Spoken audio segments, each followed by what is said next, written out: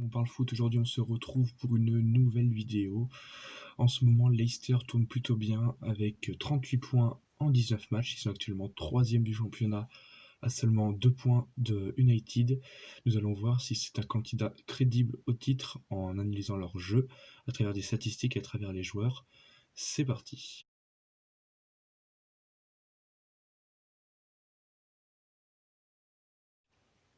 Donc pour commencer, au niveau du jeu, Leicester possède l'une des meilleures attaques. Ils ont marqué 35 buts en 19 matchs, donc ils sont un peu moins de 2 buts par match. Ils ont la troisième attaque du championnat.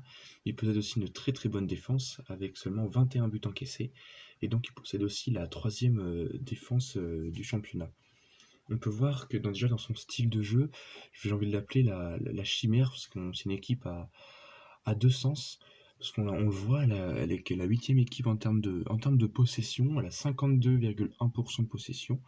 On voit que c'est pas l'équipe la plus précise du championnat, elle est seulement neuvième avec 81,6% de, euh, de, de précision en termes de passes. Donc on voit que c'est une équipe quand même qui ne garde pas beaucoup le ballon. Elle est capable de jouer en contre. On l'a vu contre City, où ils gagnent 5-3 en jouant en contre. On l'a vu contre Chelsea récemment, où ils gagnent pareil dans un style de jeu assez défensif. On l'a vu à Arsenal aussi. Et la stat qui démontre parfaitement ça, c'est Vardy, leur meilleur joueur, qui est à quasiment un hors-jeu par match, qui est le joueur qui fait le plus de hors-jeu par match en première ligue. Donc c'est vraiment une stat qui nous montre comme quoi cette équipe de Leicester est une équipe qui joue en contre, mais elle joue aussi en possession. On l'a vu contre des petites équipes où ils sont capables de faire le jeu, où ils peuvent avoir le ballon, ils ont des joueurs de qualité pour ça, ils ont Tillmans, ils ont Madison. Donc c'est quand même une équipe qui est capable d'avoir des occasions. En termes de précision, en termes d'attaque, on voit que Leicester, c'est une équipe qui tire assez peu.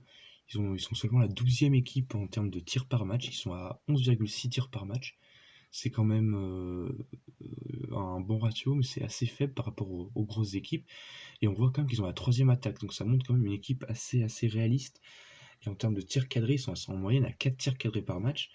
Pour une équipe qui a 35 buts marqués, c'est quand même une équipe assez réaliste, à l'image de Vardy, qui est déjà à 11 buts cette saison, qui est actuellement cinquième meilleur buteur du championnat. Donc c'est vraiment une équipe vraiment très réaliste. On le voit aussi défensivement, on voit que c'est l'une des équipes qui fait le plus d'interceptions par match. Ils sont en moyenne à 12 interceptions par match, donc c'est vraiment un très haut ratio à l'image de Ndidi qui fait en moyenne 4 tacles par match, c'est le troisième en première ligue, et il fait en moyenne 2,1 interceptions. Donc c'est vraiment un très beau ratio.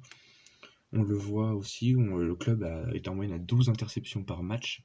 On peut voir que c'est une équipe qui presse, parce qu'ils vont quand même intercepter les ballons. Donc on peut y voir à travers ça quand même une équipe qui presse, qui aime aller chercher l'adversaire. Et donc c'est vraiment défensivement, on montre qui joue bloc bas, ils n'hésitent pas. Ou bien presser aussi. Au niveau des cartons jaunes, on voit que c'est une équipe assez particulière, parce que c'est l'équipe qui prend le plus de cartons jaunes derrière Arsenal. Ils sont à 38 cartons jaunes, ils sont à 2 cartons jaunes par match, mais c'est l'équipe qui fait la deuxième équipe qui fait le moins de fautes. Donc en gros, c'est des fautes, on va dire, pour couper les actions adverses. C'est rarement des fautes bêtes qu'ils font, car ils sont à seulement 9,6 fautes par match. Et donc c'est vraiment assez particulier, parce ils font des fautes, mais les rares fautes qu'ils font, ils prennent des cartons jaunes. Donc faut vraiment faire une bonne analyse. C'est pour ça qu'on voit que Leicester fait des fautes intelligentes souvent, parce qu'il coupe les actions à travers des cartons jaunes. Au niveau du jeu, on le voit hein, clairement que Leicester pardon, est une très bonne équipe qui peut jouer en bloc bas, mais aussi très haut.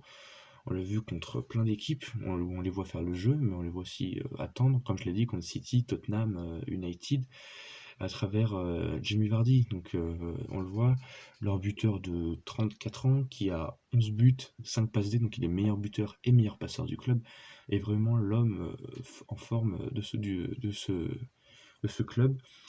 Donc on voit que le style de jeu de Leicester lui correspond parfaitement, à savoir prendre la profondeur, etc. Il adore ça. Et il est bien récompensé par des passeurs incroyables comme Tillmans, comme j'ai dit, comme Madison, qui l'accompagne en attaque. Donc c'est vraiment une très très bonne équipe. Et défensivement, on a Wesley Fofana, non Wesley, oui c'est ça, c'est Wesley Fofana je crois, qui est vraiment excellent, qui s'est révélé en arrivant de Saint-Étienne, où il est à 2,6 interceptions par match, ce qui fait que c'est le deuxième joueur en première ligue qui fait le plus d'interceptions. On montre une équipe quand même assez solide, hein, comme je l'ai dit, en termes de tacle, en termes d'interception par match. C'est une équipe extrêmement solide. Ils forment une très très bonne charnière avec Johnny Evans. Les deux ensemble font une très bonne charnière. On sait que Sonyuku revient de blessure, alors qu'il était vraiment le patron aussi l'année dernière avec Evans. Donc c'est vraiment une équipe qui a du potentiel défensivement à travers Fofana, on le voit. Donc, comme il est arrivé de Saint-Etienne pour 40 millions, il s'est vraiment imposé et on sent qu'il est rapide, puissant. Défensivement, il est solide. Techniquement, avec le ballon, il est bon à la relance. Donc, c'est clairement une superbe recrue de Leicester. Sur les côtés, ils ont deux très bons joueurs. Ils ont Castagne, qu'ils ont recruté de l'Atalanta, qui fait vraiment une bonne saison. Pereira revient de blessure aussi, le Portugais qui avait été vraiment très très bon sur les 2 dernières années. Il revient de sa grosse blessure, à voir s'il peut apporter offensivement, comme c'est sa qualité première. À gauche, on a à gauche, j'ai un doute, j'ai un trou de mémoire. Sur qu'on a, oui, on a Justin à gauche qui fait vraiment de bonnes performances aussi, il est assez solide. Donc on a des côtés qui apportent offensivement en termes de centre. C'est vraiment une très bonne chose pour cette équipe de Leicester. Comme j'ai dit au milieu de terrain, on a un très très bon duo composé de Tillmans et de NDD. L'un qui est plus créateur, l'autre qui est plus là pour faire de travail de l'ombre, de l'abattage. NDD est vraiment très très fort en termes de tacle, interception, défensivement, il est vraiment très très solide, il court aussi pas mal. On voit que c'est vraiment un joueur très très solide qui est clairement l'un des éléments importants de cette équipe de Leicester. Tillmans aussi qui est important par sa qualité de passe. On le voit, il envoie des longs ballons en profondeur vers Vardy qui sont souvent très très précises. Il est là pour distiller le jeu et c'est faire clairement une très très bonne chose. On a aussi avec eux devant, on a Ayoze Perez et Denis Pratt qui sont vraiment aussi deux bons joueurs de côté. Pratt qui marque pas mal en ce moment et donc c'est vraiment un très très très bon joueur. Ayoze Perez aussi très très bon, solide défensivement, offensivement, il fait les efforts. Techniquement avec le ballon, on sent que c'est un très très bon joueur. Et même devant la cage, on sent qu'il a quand même été buteur à un moment de sa carrière. Car on le voit sur certaines actions où il est assez tueur. Comme j'ai dit avec Vardy, il y a Madison qui l'accompagne, qui fait aussi du très très bon boulot en termes de numéro 10, je dirais numéro 10 ou 9,5 qui tourne autour de Vardy. C'est vraiment l'homme fort de cette équipe avec Vardy. Il est vraiment très très bon. Donc pour la suite pour cette équipe de Leicester, malheureusement Vardy s'est blessé pour plusieurs semaines, pour plusieurs mois, il a une hernie. Donc ça risque d'être compliqué à voir comment Leicester peut revenir sans lui. Donc ça va être compliqué à voir avec Iheanacho s'il peut faire le travail ou s'ils vont recruter quelqu'un d'autre. Donc pour répondre à la question, est-ce que Leicester est un concurrent crédible pour le titre? Tout va dépendre s'ils arrivent à gérer la période sans Vardy et qu'ils arrivent à regarder leur régularité contre les gros et à ne pas perdre des points contre les petites équipes comme contre Crystal Palace ou Brighton. Vous avez perdu bêtement des points, où ils font des matchs nuls alors qu'ils doivent l'emporter normalement facilement vu les stats. Il faut faire vraiment vraiment gaffe pour cette équipe. S'ils arrivent à être réguliers contre les petites équipes, ils peuvent clairement être un concurrent au titre. Et si City United continue à perdre quelques points, ça peut vraiment le faire pour cette équipe de Leicester qui a seulement 2 points d'United et 1 point de City qui a un match en retard à jouer. Donc tout est possible pour cette équipe, rien n'est fait encore. Et moi je crois en le comeback de Leicester pour le titre après 2015-2016. Pourquoi pas être un concurrent sérieux cette année pour 2020-2021, comme l'a dit Brendan Rodgers. Son but, c'est pas de jouer le titre, c'est jouer le top 4. Je pense qu'il peut être largement atteint par Leicester.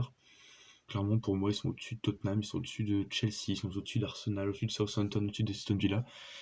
Pour moi, ils sont juste derrière le trio de tête et clairement, ils peuvent aller chercher un top 4 et aller redécouvrir les champions depuis leur titre en 2016. Donc pour moi, tout est possible pour cette équipe de Leicester. Voilà, c'était mon analyse de Leicester. N'hésitez pas à me donner votre avis en commentaire sur cette équipe. Pour vous, est-ce que vous la voyez championne à la fin de la saison. N'hésitez pas à liker, à vous abonner. Portez-vous bien, c'était On parle foot, à bientôt.